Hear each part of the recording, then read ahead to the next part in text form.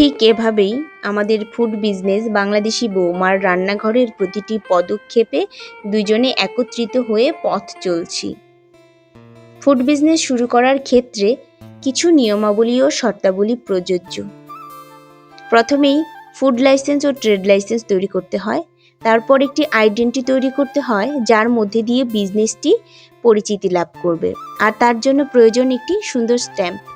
আর সেই স্ট্যাম্পটিতে থাকতে হবে একটি নিজস্ব চিহ্ন, নাম বা ফোন নাম্বার বা অ্যাড্রেস। সেদিন দুজনে মিলে গিয়েছিলাম আমাদের বাংলাদেশি বৌমার রান্নাঘরের জন্য একটি স্ট্যাম্প তৈরি করতে। আর সেই স্ট্যাম্পটিতে আছে আমাদেরই পছন্দ করা একটি লোগো, বাংলাদেশি বৌমার রান্নাঘরের নাম, ফোন নাম্বার ও অ্যাড্রেস।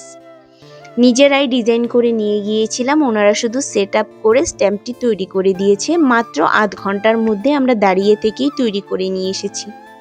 এখন থেকে এই স্ট্যাম্পটির মধ্যে দিয়ে বাংলাদেশি বৌমার রান্নাঘরটি সবার মাঝে পৌঁছে দেব। সবাই নতুন করে জানতে পারবে ও চিনতে পারবে। তাছাড়াও এখন থেকে আমাদের প্রতিটি ফুড কন্টেনার, ফয়েল পেপার ও খাবারের মৌখিকরণে থাকবে এই স্ট্যাম্পটি, বাংলাদেশি বৌমার রান্নাঘরের, যা সবার কাছে খাবারের সাথে সাথে পৌঁছে যাবে নামটি। আর স্ট্যাম্পটি কেমন হয়েছে সবাই জানাবেন।